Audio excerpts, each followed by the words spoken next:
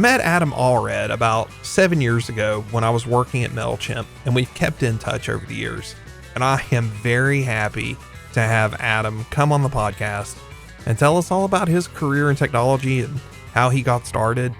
We got a lot of topics to cover. So Adam, welcome to the show. How you doing, man? Hey Lee, yeah, I'm doing pretty good. Getting over a cold and making my way back into being 100%. Like you said, I'm Adam Allred.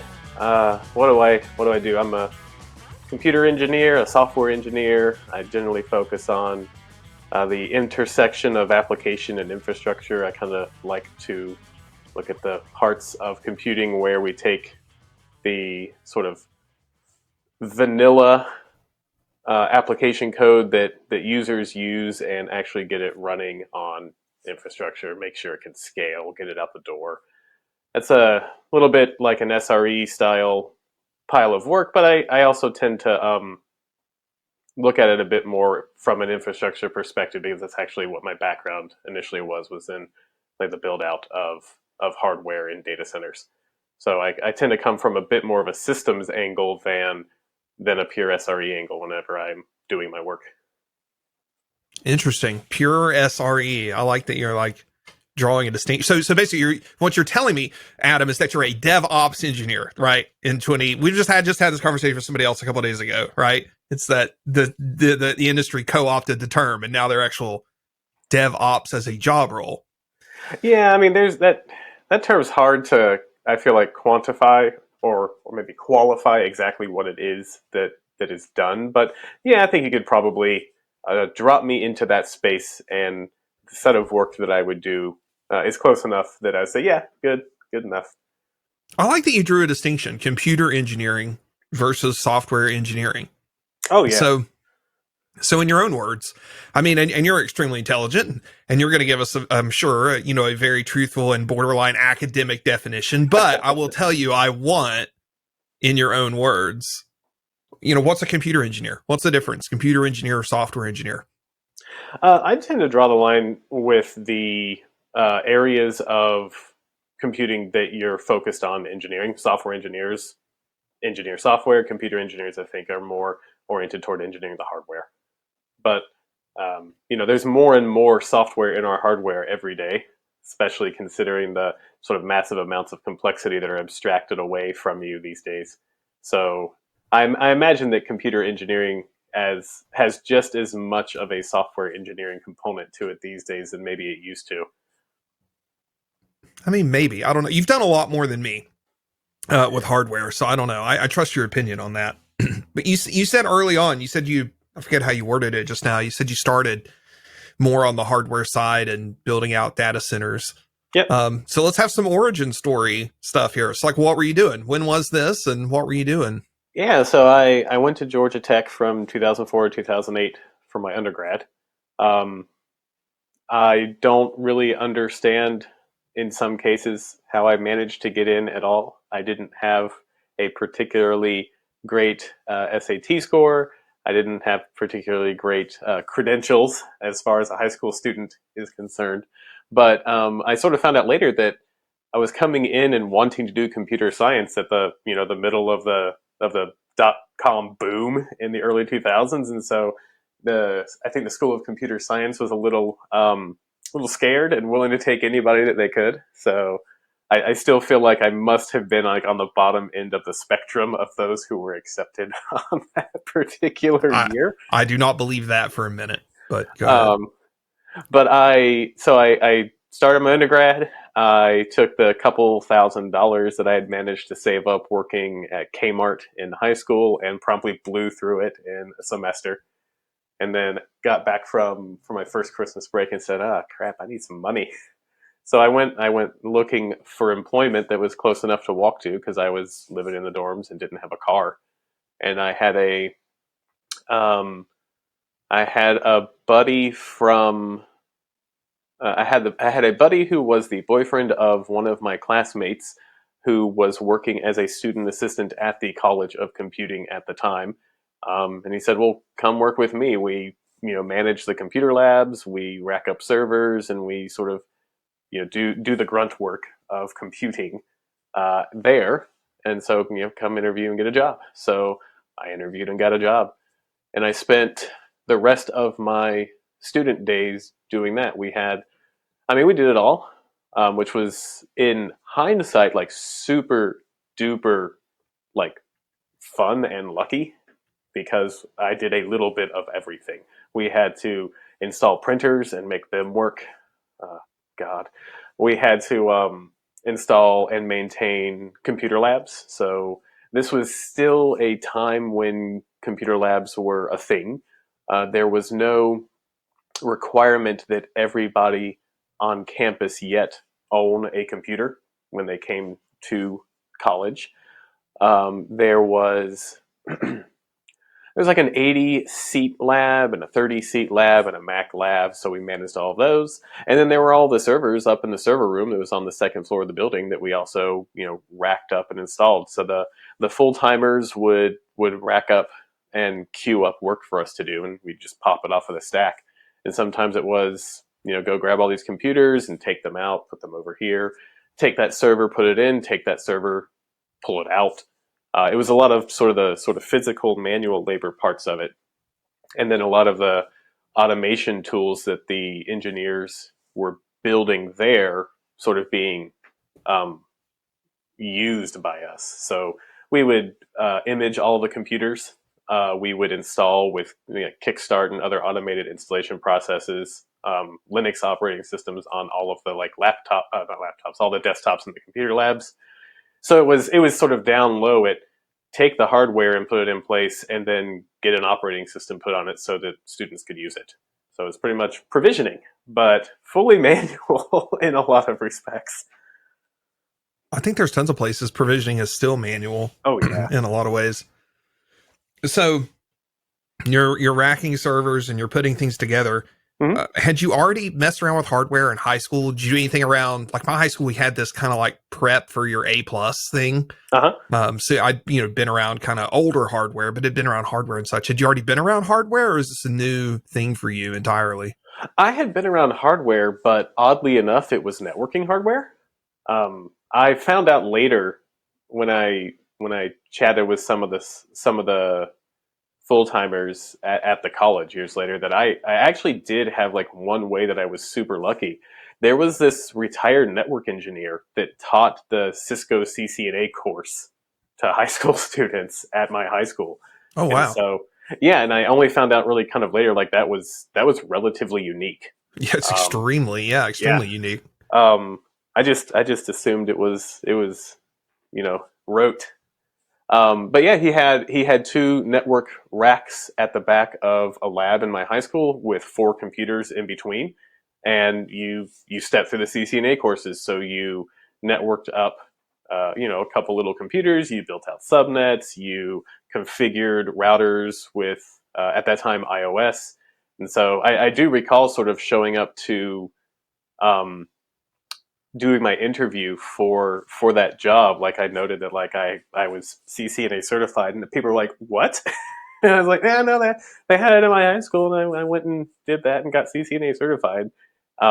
And I think that actually was like a hire this child moment, which is weird because we had a network engineer who was solely focused on just configuring the network, and it was all iOS and Cisco equipment.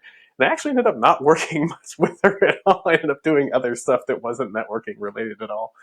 But so my earliest interactions with computers and hardware was actually more networking equipment than the actual computers themselves. So, my first command line interface interactions was with iOS rather than say like a DOS terminal or a Linux terminal. Even it was actually interaction with iOS.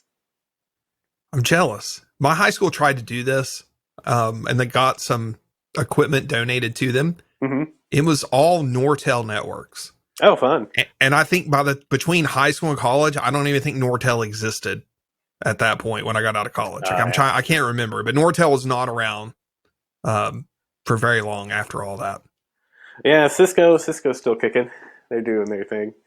But yeah, he was a network engineer. He was retired. He got Cisco to donate a whole bunch of tiny little like single rack unit routers that their max. Their communication was through like literal serial cables. No. They weren't even there were no SFPs, or there was no fiber optics. There wasn't even like there was no they didn't even use Ethernet to talk between back and forth. They were super old. But yeah, that was sort of my early bits, the Cisco parts more than anything else, and the the it was definitely nice to be able to sort of pick up something that actually was still used elsewhere and show up and be like, oh yeah, I know how to do stuff with iOS, and everybody's like, we use iOS, that's great, get on in here. So you show up, you get this job, you're working in the labs and Hmm. in the server room, and you know all the stuff about networking already. So some of this is like seeing it put into application. You're like, yeah, I get this, and you see it deployed. And Hmm. so you finish school, and you're getting hands-on experience. So what'd you do when you finished, when you Oh, graduated, and you have I this just stuck around, experience? of course. So I graduated, I got my VS, and then the the peeps that were there, the people that were there working, were like, would you like a full-time job? And I said, why, certainly, I would love a full-time job. And I went from making beans to making way more than beans, but not that much. But literally doing the exact same work, which I always thought was interesting, and at least for me, it also, in hindsight, was sort of I think the perfect embodiment of some of the, I think, non-reality that can be academia, which is, you can do all of these things, but because you're a student and you don't have a degree, here are your beans. And then at some day, a piece of paper is handed to you saying you did the prerequisite amount of studying, and now you may be paid many, many, many more beans. Wherein, like, what actually changed in the 4 years from like the day I was first hired to the day that I graduated, I learned new and particular skills, but like sort of like the aptitude and core competencies did not majorly change at all. But in academia, you got to have that. You got to have that. That piece of paper proving that you did the work. Um, and I think that in saying that, I think like I'm maybe lying a little bit. Georgia Tech certainly instilled into me a work ethic that has benefited me, and a work ethic that continues to haunt my dreams. Um, but so there's a little bit there in it, but I think that the attention paid to degrees within academia is definitely far, far greater than anywhere else you're going to find in computing. But Yeah. yeah, I just stayed. I just kept doing what I was doing, but in a full time capacity. Well, that's good. Well, it saved you from, the job hunt. I don't know, 2008, we were hitting the downturn Hmm. and, I mean, I was lucky, I stayed employed, but still jobs were a little harder to come by. There was a lot going on. I guess depending on where you lived, being in Atlanta, being in the city, you're a little more insulated. I was in Washington D.C. at the time. I was very insulated. Yeah. It's like the recession didn't even happen, Oh in the wow. D.C. area. It was impressive. So that was good. So everything kind of worked out. It did. Um, And again, with hindsight, the naivete was totally there. Like, I had no real concept at all of, we're in the middle of economic downturn, particularly in computing, that the .com bust has happened, and that finding good jobs is a hard thing to do. It was. I went to college. I focused for 4 years on only college-y things, and when college was done, there was, yes, here, would you like this job, right in front of me. Only in sort of hindsight was it, uh, did I sort of realize, like, man, I got super lucky in so many ways. so how long did you end up staying? Well, I guess two things. Did you get a degree in comp sci, or did you have a different computing The related degree? degree in computer science, so I focused almost exclusively on the sort of the writing and production of software. Gotcha. Um, and at least at Georgia Tech, I think the College of Computing has a bit of a highbrow mentality, in that they sort of pick and choose the ways they teach computer science to try and focus more on like the fundamentals, the underlying sort of structural knowledge of computing, rather than just the functional knowledge of computing. So they don't really tend to focus on, we're going to have a class that is like purely devoted to teaching you the semantics of Java or Python or any other language.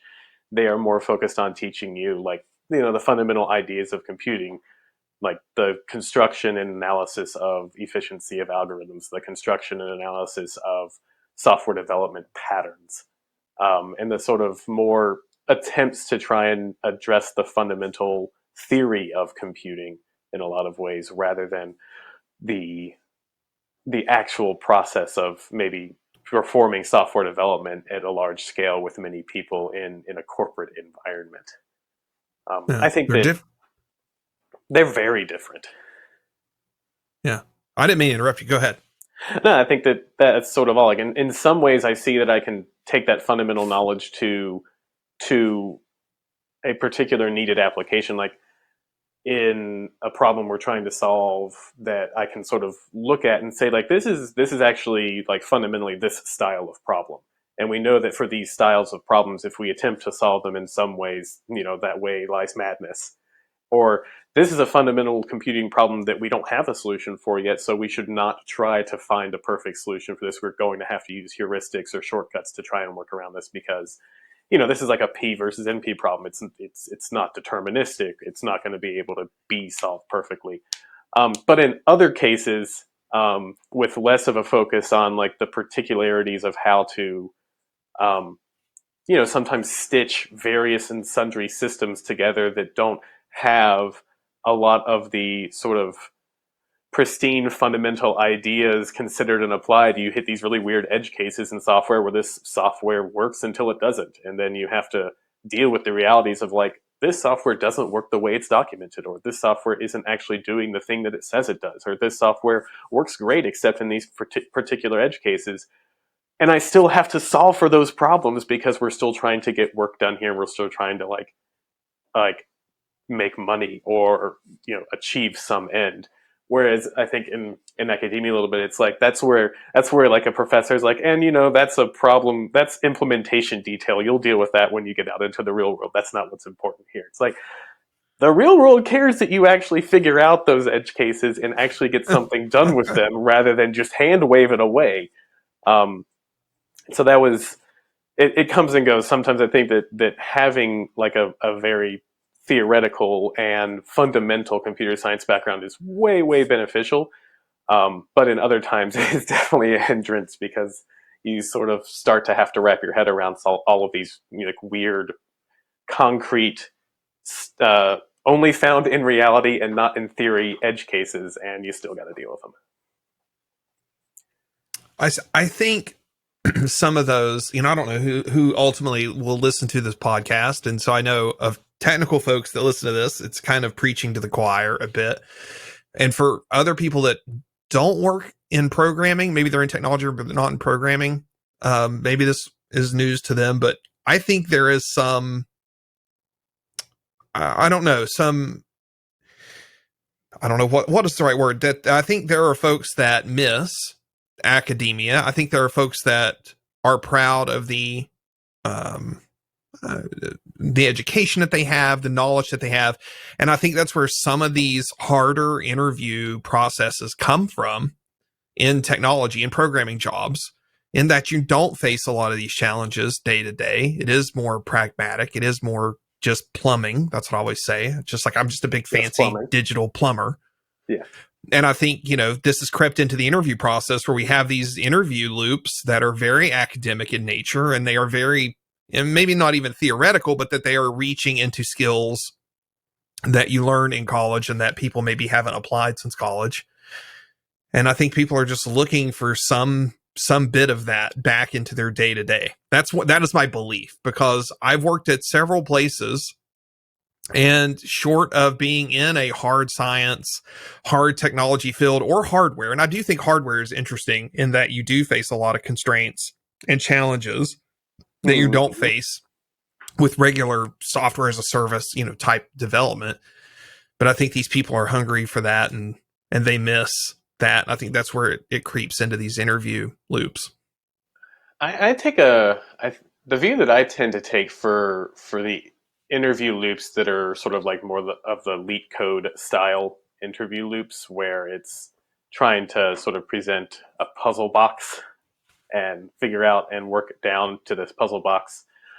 I think that the intent there is to determine whether or not someone can look at a problem and break it down to its fundamental issues, its fundamental like design or construction or constraints, and then solve for those constraints.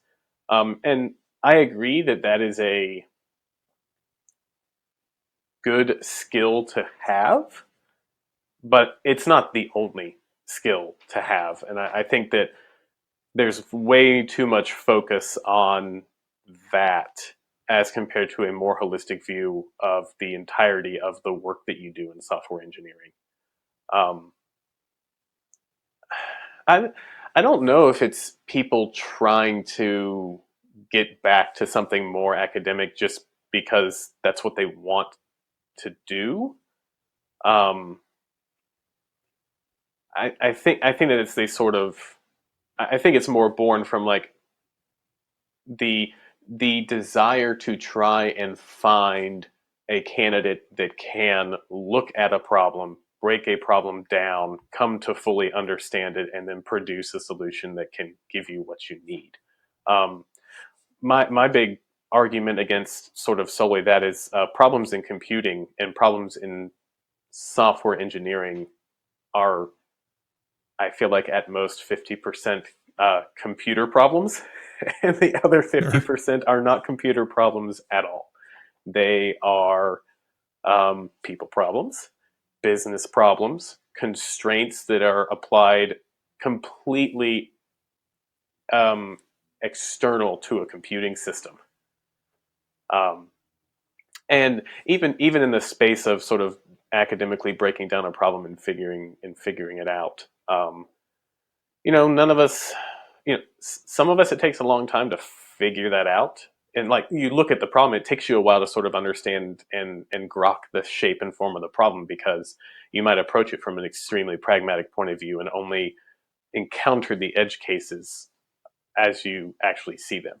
And maybe the argument there is like we would like to find those edge cases before those edge cases actually manifest themselves in prod. Um, you know, some edge cases don't manifest themselves in test or dev as hard as you try to make it happen. Um, and so I don't know if it's a desire to get back to an academic issue as much as it's just trying to make sure that they're finding candidates who will be tenacious enough or have the ability to sort of fully wrap their head around a problem that may be large, relatively nebulous, and have lots and lots of weird edge cases. I just don't think that it's easy to do that in like an hour. Sure. Some of these problems are far more complex to be able to get your head wrapped around in an hour. And if the interview process is then also attempting to look for just speed to produce or come to not speed to produce, but speed to come to understanding about what the shape and form of the problem is, I will tell you right now, I'm gonna fail those. I do not get to the fundamental shape and form of a problem quickly unless it is something that I have seen before. When it is something sort of new and novel to me, it takes me time to really look at it, pick it apart, and realize, okay, this is what this is. I've seen this, and it actually does look like this problem I've seen before now that I understand it. I'm slower at that. And so don't give me a leak code interview. I will fail it miserably. I do every time. I don't enjoy them. I think it's the thing. It's a skill all into itself. It really is. I have spent, as we've talked about a little bit outside of the podcast and, chatting, I'm spending some time relearning and refamiliarizing myself and learning for the first time a whole bunch of stuff about Linux networking and what's in the kernel and what's available to me. And that I feel like is an entirely different skill set. And I've realized how much I am a product of my generation as far as doing, I'm going to call it cloud engineering. We've talked about software engineering and computer engineering. Now there's cloud engineering. There's specifically AWS engineering to some degree. And I realize, I understand fundamental concepts. You have all this networking background. I understand these fundamental concepts, routing and a route table and subnets and the masking for subnets. And I'm like, okay, sure, I get this and the address spacing. Now all of a sudden, we're in IP6 land, and IP6 is very different. Now all the things, it's different, it's not different, but it's different enough that it's like, okay, we have all these things. The conventions are there. There is some mapping, this cheat sheet of like, oh, this meant this in IP4, and now in IP6 it looks like this. But then there's all this stuff that I've never seen before, getting into kind of the latest and greatest. And for people listening, in what order, we end up publishing these episodes, I've mentioned WireGuard on 2 or 3 episodes that I'm very impressed with what WireGuard is doing. I knew it made it into the kernel a couple years ago, and it was actually, it's in any of the latest kernels, it's built in. But I hadn't used it. I'd used Telscale. I've just used it as as an end user. I've used some packaged version of this. Yeah. And so it's been fascinating playing with this and learning all of this stuff, but it's a very different skill. It's back to the kind of the plumbing. It's kind of back to the digital plumbing. It's not necessarily software engineering. It's not necessarily computer engineering. It is network engineering to a degree. So we were talking yesterday. You said, yes, the world moves fast and technology moves fast. And I think you said I was getting old. Was that what you told me? I think you said I was getting old. I was commiserating with you in that statement that it's not just you. So I was, a comment I made on another show was, I said, I think it's interesting that right now there's going to be some kid that's going to come out of college, and it's a kid. I'm just going to say it. I've all known now they're kids. It's a kid's going to come out of college. There's going to be this person come out of school. They're going to be 21, 22 years old, and they're going to be an expert at the company that they join. They're going to be an expert in WireGuard because they're going to have played with it and used it in school and on their own, and they've had all this time to invest, and they're going to be the expert at 22 years old on this thing. And so I'm seeing this whole shift. I'm seeing the shift that kind of I went through, and where, an older generation, or especially if you're growing up, your parents kind of roll their eyes at whatever, I'll use the newfangled thing that you're playing with. And I'm starting to feel that now. I'm like, okay, yeah, I've been relying on this knowledge base that I built that's helped me be effective in my career. And now I'm seeing oh, there's a big fundamental shift happening, and it's going to continue to shift and change. And now I got to figure out how to stay on top of things, which I'm working on, trying to learn it. So have you faced anything like this recently? You feel like you need to stay on top of things? Was IP6 less of a burden for you? Give me just a second. I think that IPv6 was not quite as burdensome for me, I think, for 2 reasons. One is I've always been interested in networking, and so I've had a lot of context and experience in networking, and so I have previous context to draw on and say, okay, I see what's happening here. This looks a lot like how this works. That's happening there. Okay, but for better or for worse, the other bit is, well, it's IPv6. It's still not ubiquitous. That being said, it continues. I keep hearing to get more and more ubiquitous every day, but it's been around for a super duper long time, and we still cannot seem to manage to use it anywhere and everywhere. So, I mean, I think it sort of comes back to what you previously mentioned of the next big thing. You have to keep up with things. The next 22-year-old child expert that's ejected from college now knows something way better than you do, and that is the next big thing. I think in computing, the disservice that we're all doing to ourselves, and I think it's sort of driven by the sort of, I don't know, I don't want to say capitalist, but I don't know of a better word. It's driven by the competition, is that there's always the next big thing in computing all the time. And 99.9% of those next big things are not actually. And if you spend your time investing in that, you have run yourself down into a dead end. So, I mean, for example, I recall that very early on with Kubernetes, there was there were sort of two camps. One of the camps was, man, this Kubernetes thing is great, and I'm going to get lots of great things done with it, and it's going to be the next big thing. And then the other side was mixed in different ways. Some were looking at it and saying, this is this is Google hubris. This isn't going to do anything or go anywhere. Docker Swarm looks way nicer than Kubernetes. That's going to solve the problem. And you can see so many examples of a technically better solution not actually succeeding because it didn't get there fast enough, or didn't have the right sort of backing, or wasn't made by Google. There's lots of different externalities that cause software to succeed or fail. All of that to say, and especially as I get older, I only have so many hours in the day to keep up with technology. I think I have seen examples of coworkers, engineers who pigeonhole themselves. They know and understand a particular piece of technology. They never work on sort of building or growing knowledge around new pieces of technology, and then they get left behind, in air quotes.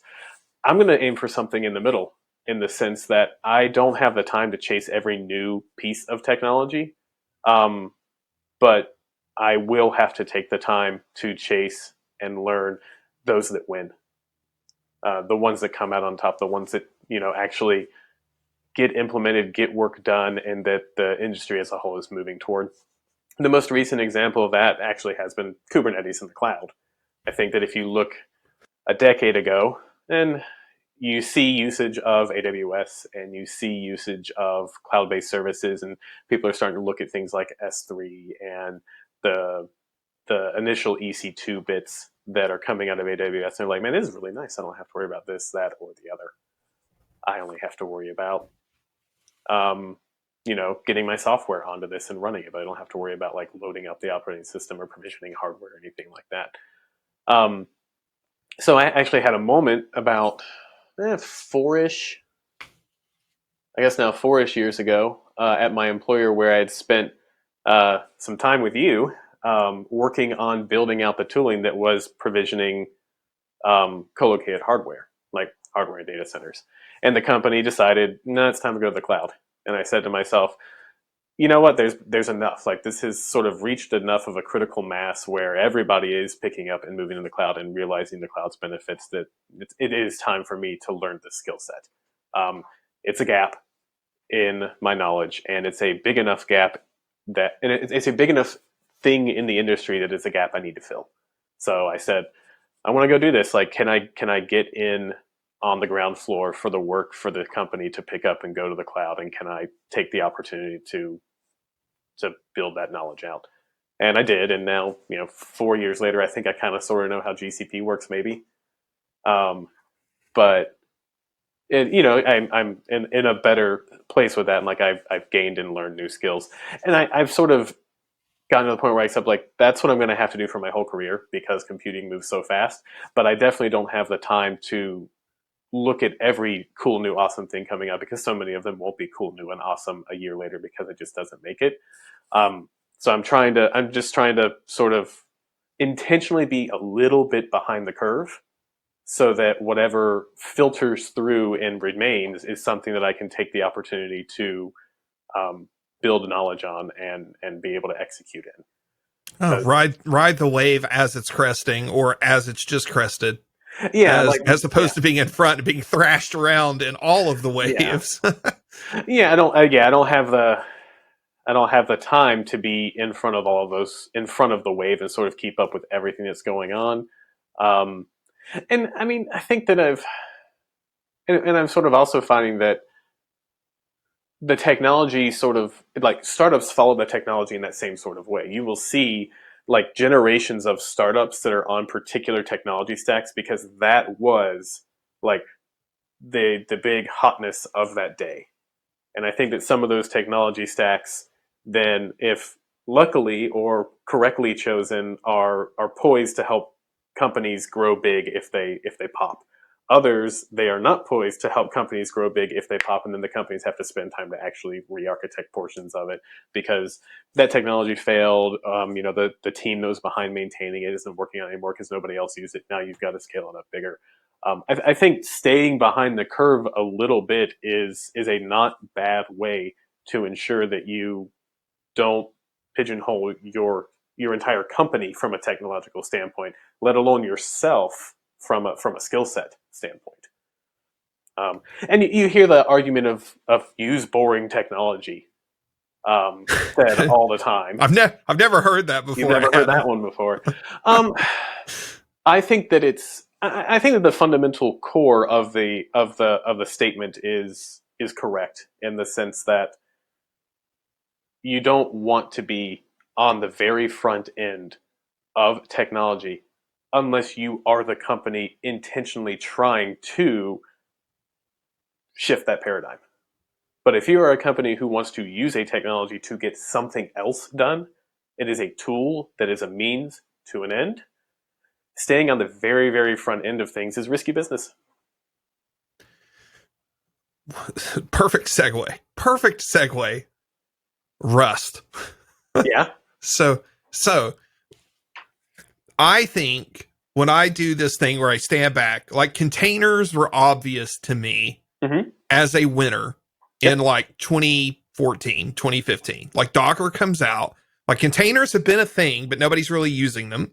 Yeah. And then Docker adds this tool chain around it and makes it popular. For me to tie this back to what I'm on right now, the whole WireGuard thing, it's like Tailscale, makes WireGuard approachable for me. And it's like, yes, zero trust networking and those sorts of things I think are going to go somewhere. And I felt like in 2014, 2015, I'm watching containers become a thing and become popular, and Docker did that. Yeah. And then to your point, by it's hard to go back. 2016, we had Kubernetes, we had Mesos, we had Docker Swarm, we had Nomad. Oh, I forgot about Nomad. Oh man, I'm such a Nomad fan, right? I think that does not get enough airtime ever. Like I need to find somebody, I know people, so I need to find somebody to come on and we just do a whole show on just Nomad, just talk about Nomad. It needs more press. It's such a great tool for what it does. And it doesn't have to just use containers. So there's my plug for Nomad. Nomad can schedule all kinds of scheduler, schedule anything. Please sponsor me. What'd you say? Please sponsor me. Yeah, sponsor me. No. But I do think it's interesting. Things have a certain feeling to them. So like when I used Kubernetes, so I did a bake-off and I integrated Nomad into a product. And so that's why I have this near and dear infatuation with Nomad. So I used Kubernetes, I used Nomad, and I used Mesos. And I immediately ruled out Mesos. Like it didn't feel right. And I know it's gotten back up in popularity a bit. Like I think Docker Desktop now includes Mesos. The way it includes Kubernetes, I think that's a thing they've done in the past year. I think so. I haven't. Yeah. But yeah, so it's like you see these technologies, they have a certain feel to them. They do get traction. Like the one that kills me that got traction is Helm. I hate that Helm is I hate Helm. I hate it. I hate the idea of templating YAML. I hate how popular it's gotten. Of course, it solves a real problem. It does. That's like a whole nother, right? I could do a whole nother podcast episode just on Helm. And so you look at these technologies and you look at what's coming and they have a certain feel to them. And I'm like, okay, Rust is, in my opinion, and I'm not an expert in any way on languages or anything like that, but Rust has that feel to me now. I feel like what I felt with Docker in 2014, I'm feeling with Rust today. And the fact that the kernel is adopting it, or at least blessed the adoption of it, I'm like, it's going to stick around. And so I'm curious, what your thoughts are on languages. I guess you could start too. Like I'll make a note. We can always talk about Rust, but what are you doing today? Are you doing Python, Go? What are you doing day to day? I don't write code anymore. Okay. So what's your opinion on, if you're not writing code day to day, what's your opinion on Rust? I think I'm about in the same boat as you. I think that if we use the wave analogy, I think you're a little bit further ahead on the wave than I am with it. I do agree the fact that our benevolent dictator for life, Linus Torvalds, has blessed the use of Rust within the kernel, at least for today. I believe only for module development. That's I don't right, believe yeah. that the kernel itself can currently be implemented in two different languages, because I don't want to think about what it takes to produce that executable binary.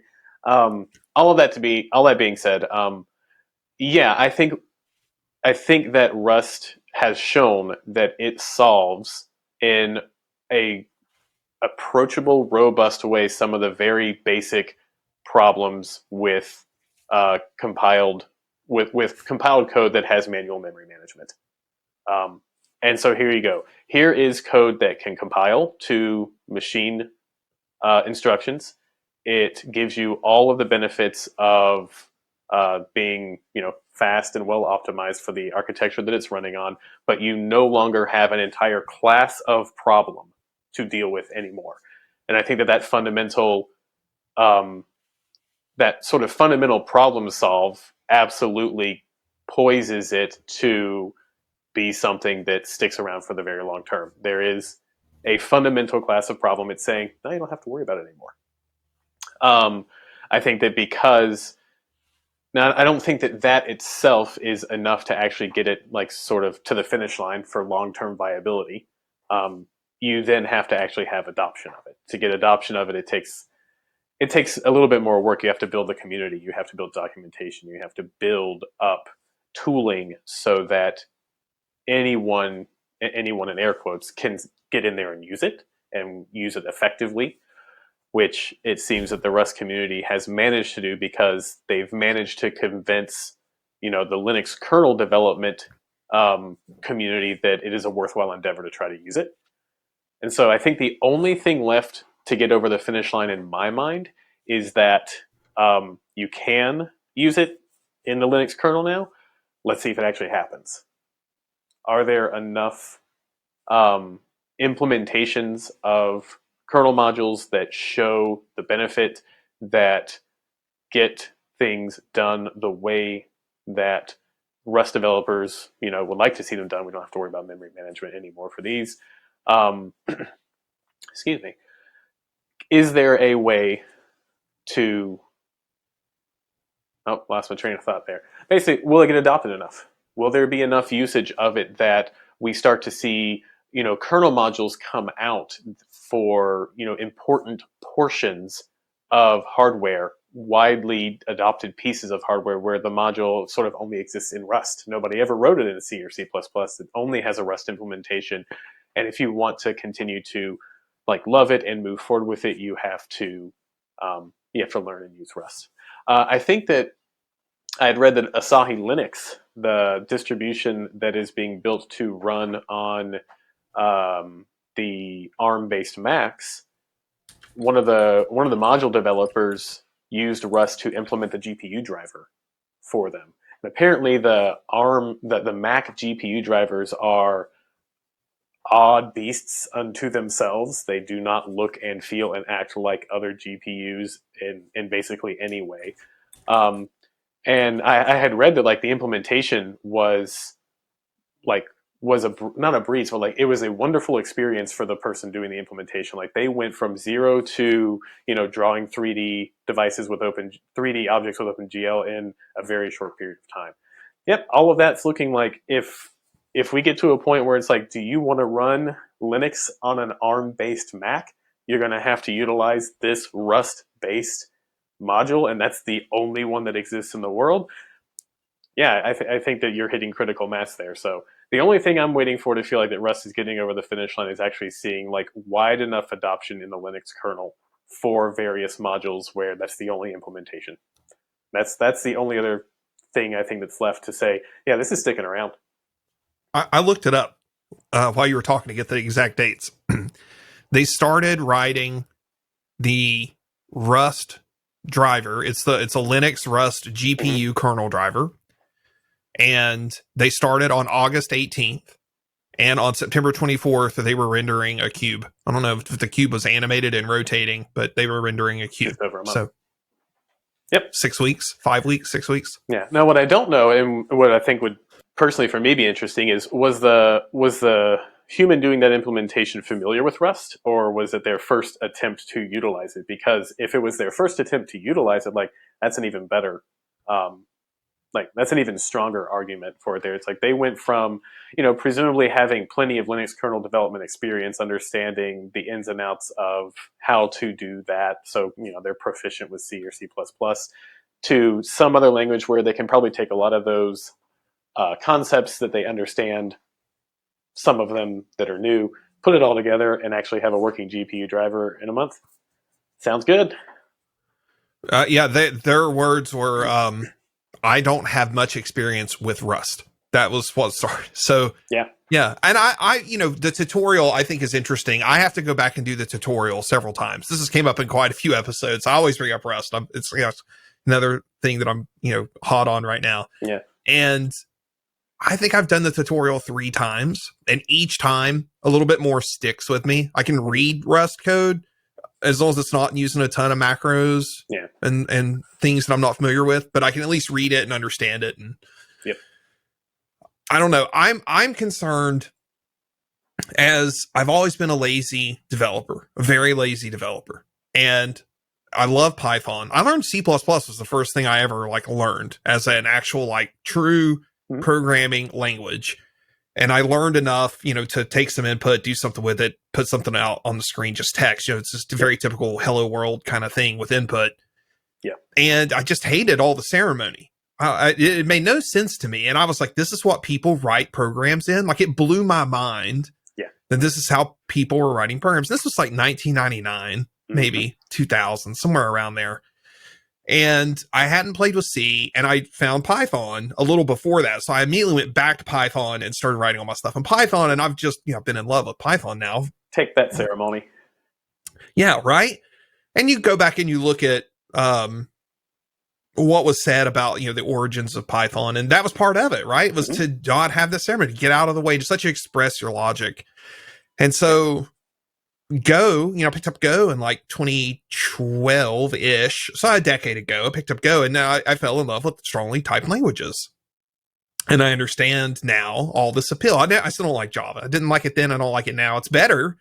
They've cut a lot of the syntax down with the latest versions, but I still don't like it. I don't love it. I don't love the JVM. So yeah, it is what it is. But Go, I have fallen in love with. So I kind of keep ping-ponging between Python and Go. And Rust, Rust is there, and I'm like, yeah, I should probably learn it, and I'm interested in it, and I appreciate what they're doing, but I'm concerned about what the community is trying to do. It feels like everything's relying on macros everywhere, and I don't like the macros side of it. I'm in this weird thing. It's a whole, another episode too. I feel like I'm just, repeating a lot of content the past couple episodes, but I'm real hung up on wanting to see more of the code that is driving the behavior of my programs, and not just things that the compiler, basically it's magic and the compiler's doing it for me, and it exists in my binary, but I don't see it. When I'm looking at my code, I just see the shorthand. I don't know. Yeah. It's a thing. I haven't built the comfort up with that. Well, I mean, you can always go look at what the macro is doing by looking at what the compiler produces. Well, sure, I could. Yeah. I mean, that's never, to be honest, that's never really bothered me, as long as I have an IDE that can sort of quickly introspect a macro and show me what it does.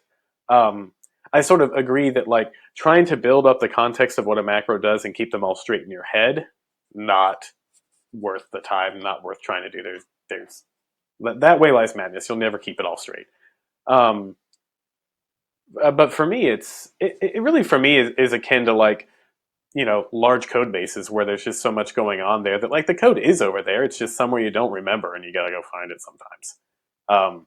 So that for me, that is, I feel that those really fall in the same sort of space. It doesn't, for me, conceptually split up to a point where it sort of annoys me. Yeah, it's not actually code anywhere that you've written. It's not actually code anywhere. It's a compiler routine that just gets jammed in there, that you don't really have to look at or care about or know about, but you can if you want. It's all right with me.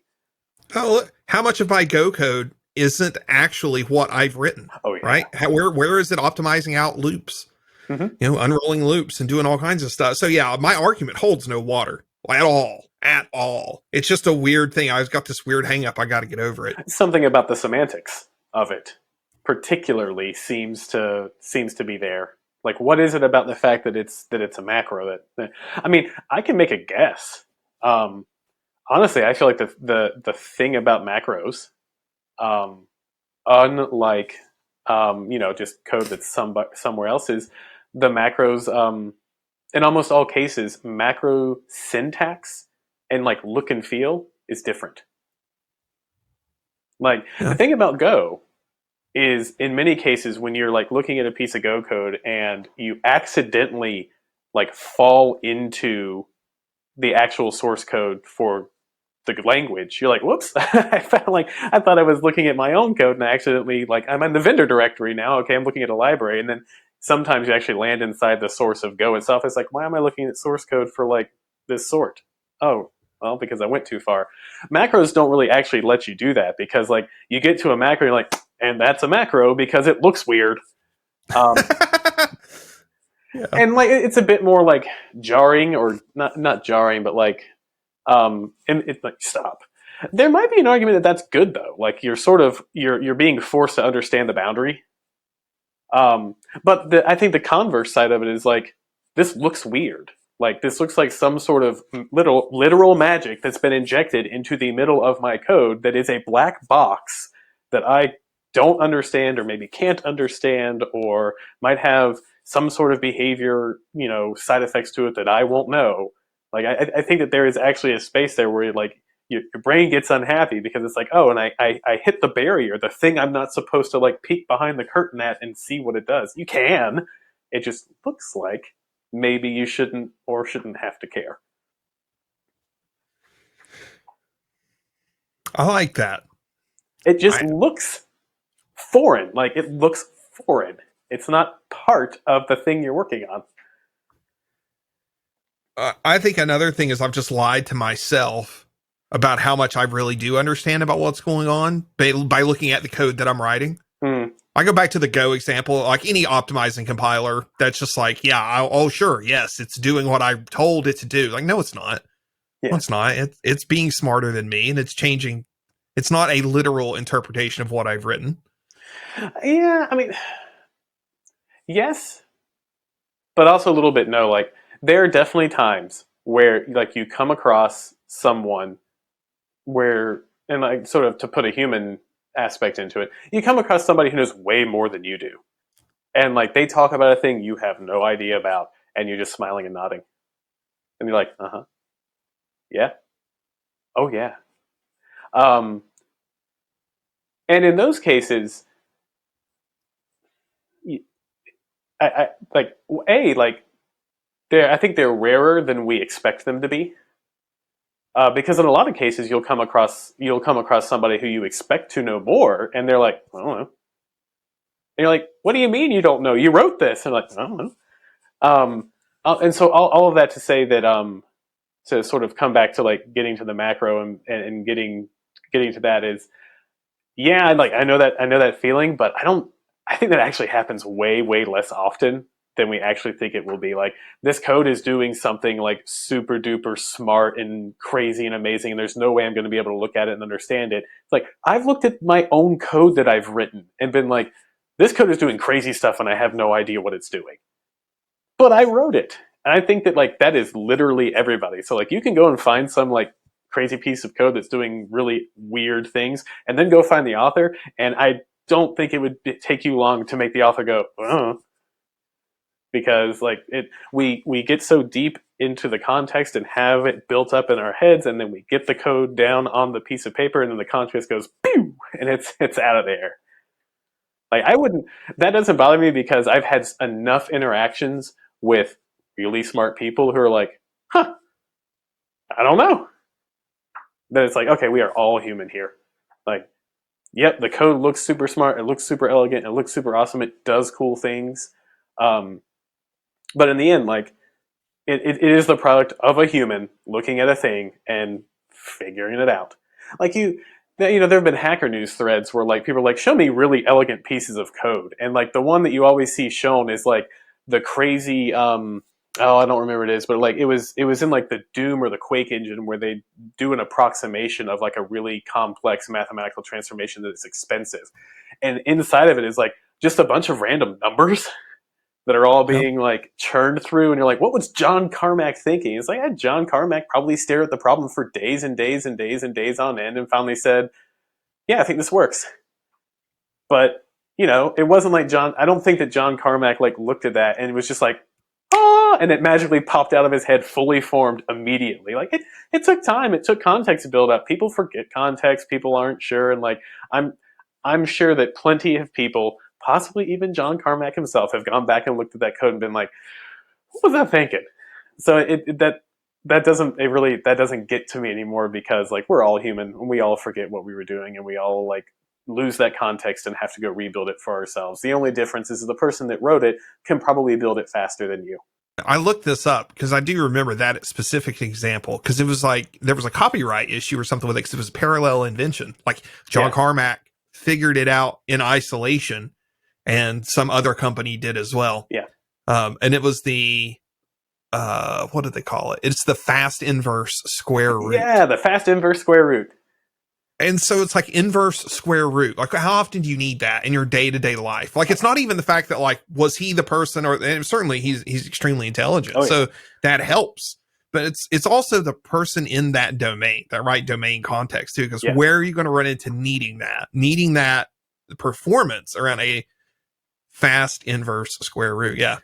And I would be willing to bet dollars to donuts that nobody started working on that game engine knowing they would hit that problem.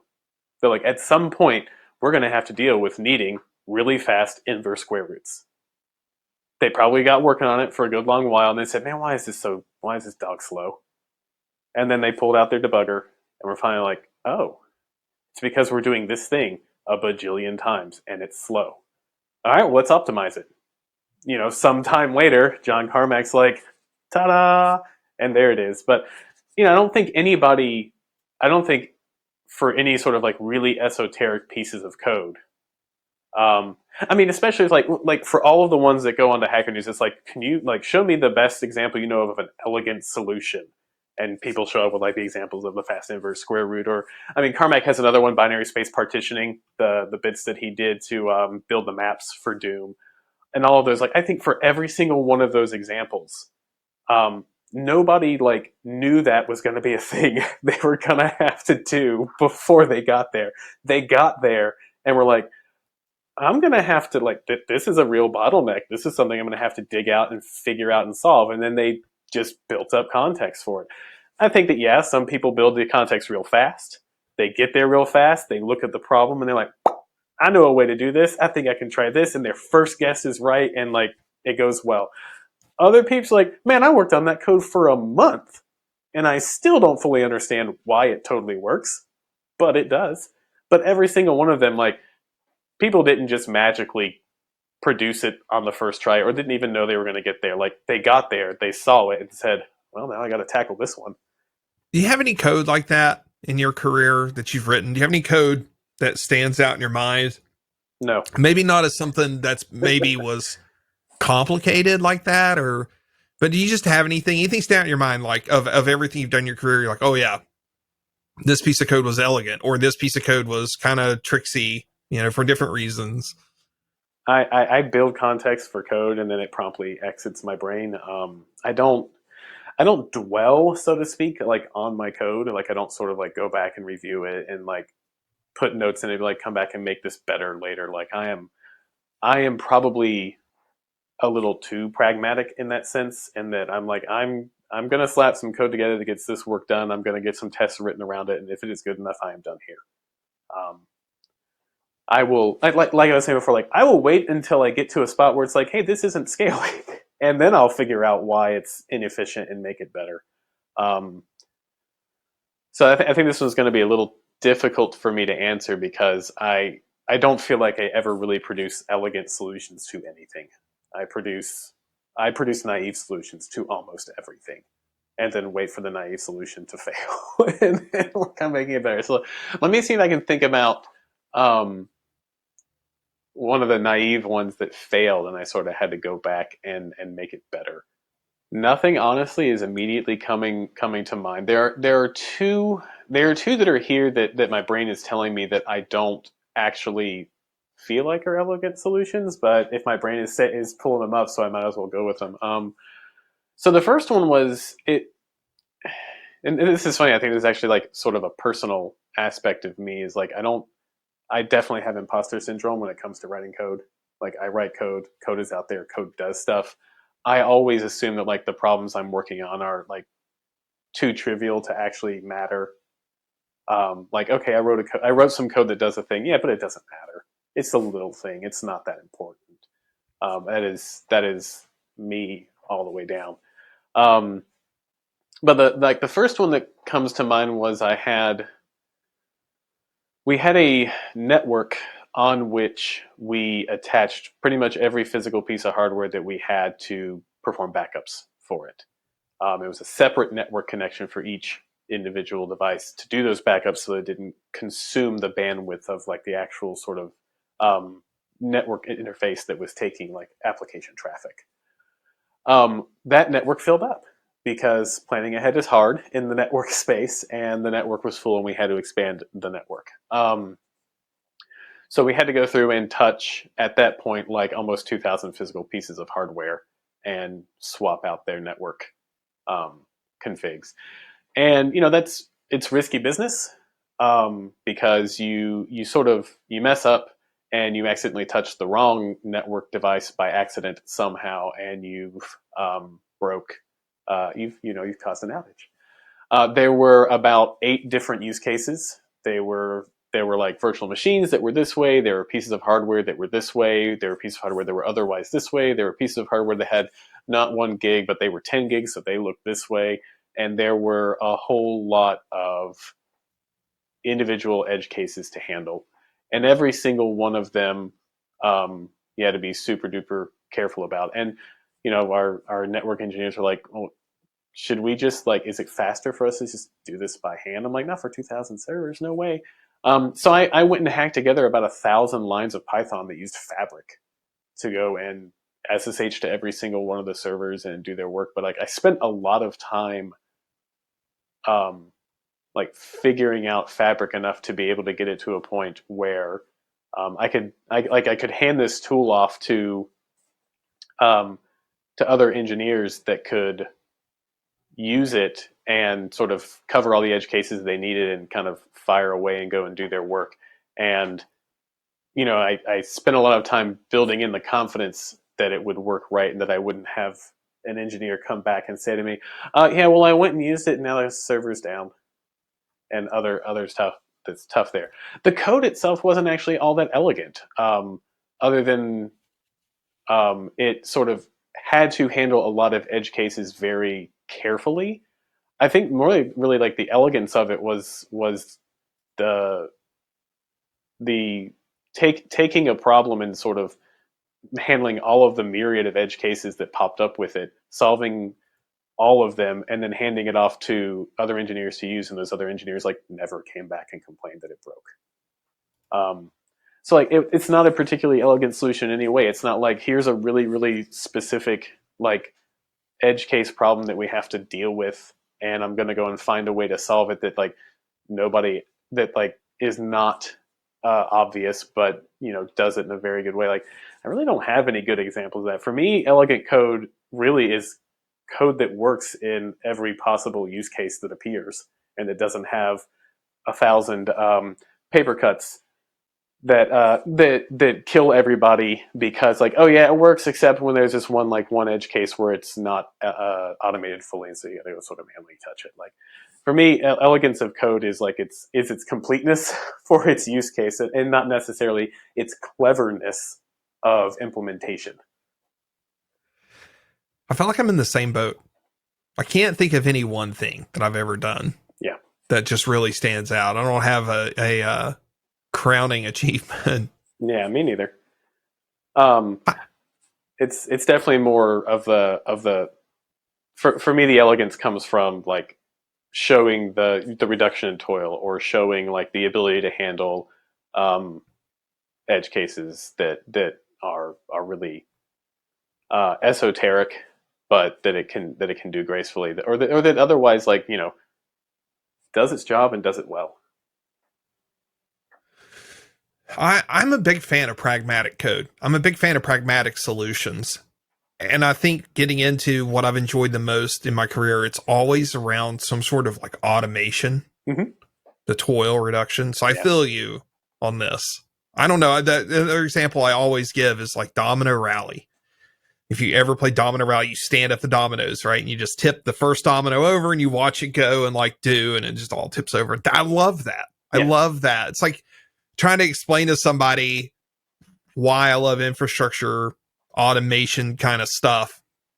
I don't know. Maybe it's not Domino Rally. Maybe it's more those marble run things, Mm-hmm. because Yeah. maybe that's a better one. Because there's a little bit of like the machine, the little elevator lifts the marble Yeah. up, and Like you the had to little build Rube the Goldberg plumbing or machines. whatever. Yeah. Yeah. For me, I think I'm very close to that. For me, it is. I actually sort of I internally visualize it as gears of various shapes and sizes, all properly interlocking just the right way, so that they all turn and work properly. So, you look at a clock and it's like all these gears are turning, and some are turning fast, some are turning slow, some are really big, and some are really small. And for some reason, there's this spring over here, and it's doing a thing. I don't know what that spring's doing there, but that spring's doing its thing. For me, it is sort of knowing exactly actually what those gears are doing, why that gear is turning that way, how that gear, how fast it needs to go, how slow it needs to go, and like piecing them all together and finally watching that machine do its job. And like you turn it on, the machine starts turning, and the thing you needed to do, it's there, it's done, and there it is. That's how I sort of visualize it in my head, and that's the thing that sort of gives me like that gets me going the most is the automation as a many disparate parts that can be simple or complicated, all fit together in just the right way to achieve that end. And watching that come out is like, yes, that is the highest point of any computing work that I do. Is like the pieces are all put together. You push the button, and the thing you need to get done is now done. It did what you expected. Yes. I'm always mildly amused, entertained, and shocked when computers actually do what I ask them to do Tell in me general. about it.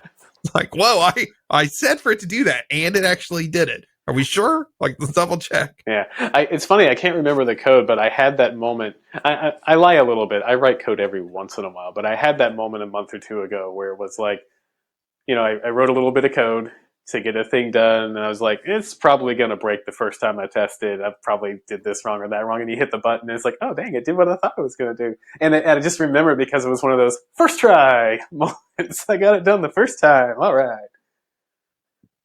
That happens. So I rare for think. me. Well, no. Well, I was going to say I think it's rare for a lot of people. I was going to say, but I do think that's something that happens that you don't appreciate until later in your career. At least 5 years. That's what I would say.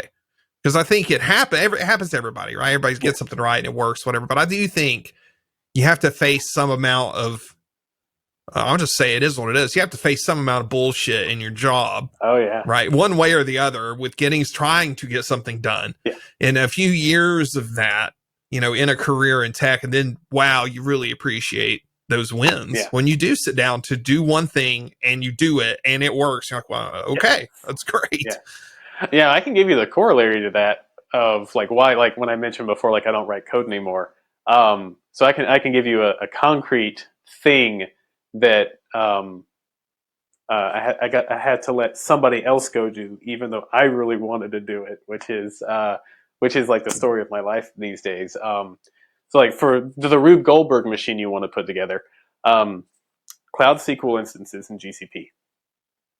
The admin API gives you the ability to make an instance and make a user on the instance, and that's where it stops. It does not give you the ability to provision the user's roles, if we're talking MySQL. It doesn't Sure. give you the ability to provision that user's password, and it does not give you the ability to what is it? It's three things: the user you build, its role, and I guess it is just those two: the role and the password for that user. I would like to automate that. So how can I do that? Well, there are MySQL providers for Terraform. So we build the Cloud SQL instances with Terraform. Where are there providers for building roles and passwords for MySQL and Terraform? Of course there are. But all of them assume that you have connectivity to the MySQL database because you need to connect to that SQL database and actually build and provision the users and roles inside the database. You can't do it external to the database unless like you've built tooling to do it. And Google didn't build that tooling to do it. Okay, so now I need access to the database, but it's a Cloud SQL database. So I need to run this Terraform execution, like the runner, somewhere that has access to the database. So I can give the database a public IP, which is a terrible idea from a security standpoint. Or Yeah. I can give it a public IP and use TLS certificates, but now I have to go and automate the getting of TLS certificates to be able to talk to this newly provisioned database. Like, it turns into a large Rube Goldberg machine.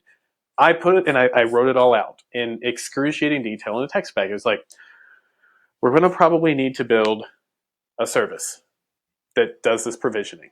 It needs to be handed the following inputs. It needs to be given, like, here are the users you need to build. Or multiple times, here's the user to build, here's the role to grant, and here's the password to set. The user, actually, you may not, is actually pre-built because the admin API does it, but here's the user you're working on.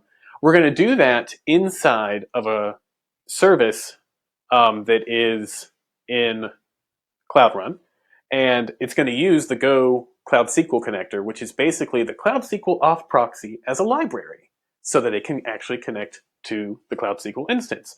And after we're done doing all of that, now we're going to go build a Terraform provider that can actually interface with this service through its API, so that we can finally get to the final destination of, I show up to my Terraform code in a repo somewhere, and I say, I want 3 more Cloud SQL instances like this. And I have encoded into there already the expectation that I need the following like 6 users with these passwords and roles, because I need 1,000 instances of this when we are all said and done with the work that we're doing. And I do not want to have to do anything manually across that whole thing. And I finished writing the text back, and it's pretty heavily detailed because I was so happy because it was one of those cases where it was a relatively concrete use case. I knew exactly what the end state needed to be, and I knew exactly what the start state was, like where the Google admin APIs fall off and the gap is there. I write it all up, it's all there, and I'm like, and I can't implement it because it's not my job anymore. Like, I really want to implement this. Like, I so badly want to go sit over in a corner and work on this for a couple weeks and come back and be like, and I push the button and it did the thing it's expected to. And I'm absolutely certain that that will not work the first time. There's a lot of moving parts of it. It'll break like 8 times. But I couldn't. Like, I picked it up and I handed it to a more junior engineer. It was like, here you go. Do you want to do this? Does this look fun? He's like, man, this looks amazing. This looks so much fun. I'm like, it is going to be so much fun. Have fun doing it. And like, I handed him the text back and I said, go own it. Like, build the tickets, do the work, come back to me if you got any questions, if there's any clarifying bits that you need. But like, here's a really concrete problem to go fire away. I handed it to him and I walked over to like the next more nebulous problem and was like, now let's go figure out the solution to this more nebulous problem. And that's become like my sort of day to day. It's like I direct others to do implementation work because I can look at, here's where the Cloud SQL Admin API ends, and here's what our end state needs to be, and I can write down everything that needs to be done in the middle to bridge that gap, and then I can go hand it to somebody else. Writing everything down to bridge the gap is not easy work for a junior engineer. It is easier work for me. But every once in a while, I'm like, I have just got to go find some little bit of code that I can go write so I can have that dopamine moment where I can have that moment. It's like I write a little bit of code, I whack the enter button, and it does what I asked it to do. And that's great. And I feel so good. Because, I yeah, feel you. the human aspects of getting to that point where you can just write a little bit of code and get it out the door. It's like every single computer, every single like software engineer is like, I didn't sign up for this. Like, I didn't want to be a software engineer to have to interface with other humans, figure out like whether or not we can do this in the gigantic pile of like business that we're trying to get done because work is infinite. Like, I just want to write software. And they're like, no, you've done that. That was when you were young. Now you have to actually decide whether or not you should write the software. It's like, I hate this. I've told other people, I was like, do you want to go write code? And this person that I've had this conversation with, I've had this with a couple people, but one person in mind particularly, I had this conversation. I was like, I will know that it's time to promote you to senior engineer when you refuse to want to write code for all of this stuff. Like, you're just way too excited right now about like actually going and doing this work. Like, I need you to hate it. I need you to go, no, wait, why should this code even exist? Yes, exactly. It's not that it's not that I want you to hate writing code because you've done it so much it's now boring. I want you to ask yourself, do I really want to have to maintain this code? Yep. Struggle's real. The struggle is real. Oh man. But yeah, that is I think that is probably like the easiest way to distill down like the sort of like line to go from like junior to something more senior, which is you're not thinking about just writing the code and solving the problem. You're thinking about the context in which this code will now live. Which again is nothing any of us actually wanted to ever do when we first started thinking about doing software engineering. Which, I guess to spin it all the way around back to the start, is maybe a good argument for getting back to academia. Wait a minute. Because you just want to talk about it? No, you just implement it and you don't have to worry about the context in which it exists. That's where you get to wave your hand and be like, that's an implementation detail somebody else can deal with. I mean, academia has its own other set of problems on the other side, which is you only ever talk about doing stuff and never actually do it. That's where I was going with this. As we're like recording a podcast, I think it's great to just go ahead and call me out. At this point in my career, I'd rather just talk about things. And for me, it comes and goes. We're actually in a really heavy area of ideation right now for the next set of work that we're doing for like the next 6 months at work. And we've been ideating now for about 3-ish weeks. There have been a lot of long meetings where we're, writing down all the problems we can think of, grouping them, putting in conceptual spaces, reversing the problem, and then like looking at solutions. On one hand, that's great because it's not a process we've ever really done before in the past. We've definitely at my current company like picked up and just ran straight headlong into solving a problem without ever taking a moment to stop and ask ourselves, should we or shouldn't we? But at the same time, we've been ideating for so long now and sort of ballooning the problem as big as it can be that everybody is now starting to get fatigued in the opposite direction. Like, I want to stop thinking about and talking about this, and can I please just actually go start implementing some of this? It's like, yeah, if we're at that point, let's go do that. Because yeah, like the thing about ideation is like the intentional portion of what we're doing is like thinking about the entirety. Like we are intentionally trying to push the problem space as far out in all directions as we can, so that we can try and see like that problem space just keeps going and going and going. Let's not do that one, but this one we keep pushing it and we're trying to like find more of the nuance in it we can't find anymore. Okay, maybe that's a more well-defined problem space and that's a better spot to be in. But like by the time you're done pushing in so many different directions, your brain is just like falling out of your ears because you're thinking about so many decision trees and if then else's throughout it. You just finally eventually get to a point where you're like, I don't want to think about it anymore. I just want to try and go implement some. And that's right about where we're getting. Like my team is getting super antsy over the past week. Like, can we just go implement stuff? It's like, dude, it's December 10th. Like, everybody's disappearing for the holidays here, starting like next week. Like, we're going to roll up the ideation, finish it up here, and when we hit the ground running in January, yep, we're going to get implementing because it's a good transition point. Let's just go do that.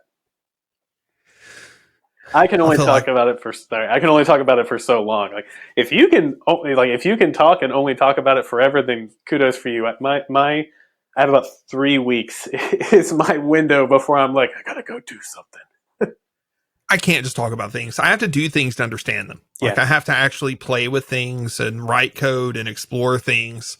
yeah, And I don't know, it's no, I enjoy talking about things. I've used this again for people listening. It's repetitive at this point, but I am always saying the same thing. It's kind of like, I've gotten the shirt at this point. Like, yeah, been here, done that, got the shirt. yeah. It's somebody else's turn. And I'm okay with that. I'm very much okay with like, I want to be out of day to day writing code. Like, Yeah. I enjoy writing code and exploring problems. And when you're figuring out work to do, I think you can only go so far in a vacuum. Mm-hmm. I'm not saying a vacuum without actually starting the work. Yeah. I think that's the big thing about Agile that everybody overlooks is that you just don't know what the work is till you start doing the work. Yep. Period.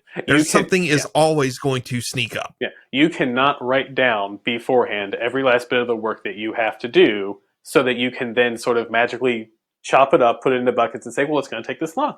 Never happens. I mean, if it does happen, it's a rarity and it's for a relatively narrowly scoped thing where you've already thought about the problem a lot because maybe it's been biting you a million times. That being said, for our agile processes, like we've tried various forms of agile processes, and I think particularly in systems and infrastructure engineering, which is very interrupt heavy, because it's like, I didn't plan for a war room to happen today; it just sort of did. Um, I think it's still useful to just like have a spot to organize all the work that you do need to do and just have it written down somewhere. But like, we're going to try and build a sprint and get this work done in these 2 weeks. Pfft, forget it. Like, we'll run sprints, but you better believe our burn down charts for every sprint just look ridiculous because it's like, well, we got nothing done this week. Yeah, because it was Black Friday, Cyber Monday, and we spent the past 2 weeks putting out fires. Versus other weeks where it's like, well, we thought this was all going to be a lot of work and we got it done in 2 days. Like, it's fine for organizing your thoughts when you're doing like infrastructure style engineering, but don't care about the sprints. Put stuff in the sprints and work the sprints, but like don't care. Adjust sprint scope all the time, as much as you need. I think you said something, a few minutes ago. You said work is infinite. It is. And when you get into like infrastructure work and, the behind the scenes work, there just is always something you could do, something you could make better, something that you always wanted to finally like, automate away completely because there's like that 1 or 2 edge cases that just drive you bonkers. It's infinite. There'll always be a bunch of that. So like, I think an infrastructure engineering superpower is, being able to prioritize it all, knowing what's actually the most important work to do. And I think from an infrastructure engineering standpoint, and all of computing, it's like you have a customer. Who's your customer? You're writing code, you're doing a thing for someone else. If you're an infrastructure engineer, your customers are other engineers in your organization. If you're a software engineer that's, running application code, okay, yeah, your customers are probably your users, but they're actually also more like your product managers, your project managers, and the business as a whole. Like, what are your business needs? But you always have a customer. Prioritize for your customer. And I think in infrastructure engineering, prioritizing for your customer is easy. Your customers are fairly narrowly defined and relatively intelligent. Like your customers are other engineers with whom you can have a conversation that is relatively informed on both sides of that conversation and relatively easily come to like, yeah, I'm going to work on this and not that because if I do this, your life is way better faster. I think it's a very optimistic outlook, but I like it. You are right that it is a much higher bandwidth conversation when you're talking with other engineers about a problem in that domain. Yeah, there are definitely times when engineers are like, I don't know. And you're like, okay, let's try and build out what you do know. I worked one time in a capacity where I was prioritizing work based on end user customer feedback. I learned in about 2 days, this ain't for me. because two things happened. One, I was way too far away from the customer to be able to actually truly understand what their problem was, because this was consumer hardware, so we gave it to people and then they just showed up with complaints. And I never like, can I see what you're doing? Can I like take a look at how you're doing this? Can you show me more? I could never build the context that I needed. And then they were only ever complaining because people only ever show up when stuff doesn't work. They don't show up when it does work. And so like, it took me 2 days to be like, I can't build the context I need to really solve these problems. And I can't even understand if this is a big problem or a little problem. And all I'm seeing is everybody showing up and being like, this is how your software sucks and I hate it. And I'm like, it destroyed me. My morale at my job went from here straight down to zero in like 2 days. And like my boss is like, what happened? I'm like, I have to quit. And they're like, wait, what? I'm like, I can't do this anymore. I was like, because for the first year I was working there, it was just get the product out the door. So like my customer was actually just like our CEO and the person that was saying like, this is a feature set we need to have get out the door and work. That immediately shifted the moment it went out the door, because the customer was now actual customers. And actual customers were like, I hate it and it sucks. And it's like, can you help me confirm whether or not it sucks because it actually sucks, or it sucks because like you put your one wireless router here and your other wireless router like through like 3 Faraday cages over there and you expected them to magically talk to each other? Like, but it was really like, I went from like, is this okay to no, I don't want to do this anymore immediately. And so I've never done it again. And I like, that was the most valuable lesson I learned in that year of work, which is like, my work has to be work where my customers are other engineers, and or at least minimally others with whom I can interface and build very detailed context so that I can actually like work on and solve a problem. Like I can't read the tea leaves in a customer complaint and understand what the actual problem is and solve it for me. I have to have more than that. It's a different skill set entirely. It is. And I'm not good at it. Like I am not good at like synthesizing. I'm not good at like bridging the gap between what I know and what they don't, or what they know and I don't, and trying to like put those two things together and meet in the middle. I am not good at that if the gap is wide enough. Like I can generally do it only when like the skill sets are relatively close to each other, but if they are far apart, I can't. I'm bad at it. Well, we're almost out of time. Like literally, we have a minute. Oh, wow. So anything you want to close on? I don't know. We've gone all over the place. I don't know if there's anything left to close on. We did go all over the place. This is great. Maybe I named the podcast the wrong thing. Maybe it should be called Ramblin' Man. No, instead of Fishtails. Oh no, that's me. I will go all over the place and talk all day if you let me. I mean, that's totally why I started this, because I just wanted to have conversations with people. So thank you. Oh no, thank you. It's been great. I love hearing myself talk. I admit that. I know it's true. Hey, welcome to the club. So we'll figure out. Maybe we'll have you come back and do a part 2, or we'll spin something off of this and do some more stuff. Or maybe I'd be happy with a part 2 where we don't talk a bit about technology and tech at all, and see where we can ramble in other areas that aren't that. All right. Yeah, I'm down for that. All right. Well, Adam Allred, thank you very much. I appreciate it. Thank you for having me.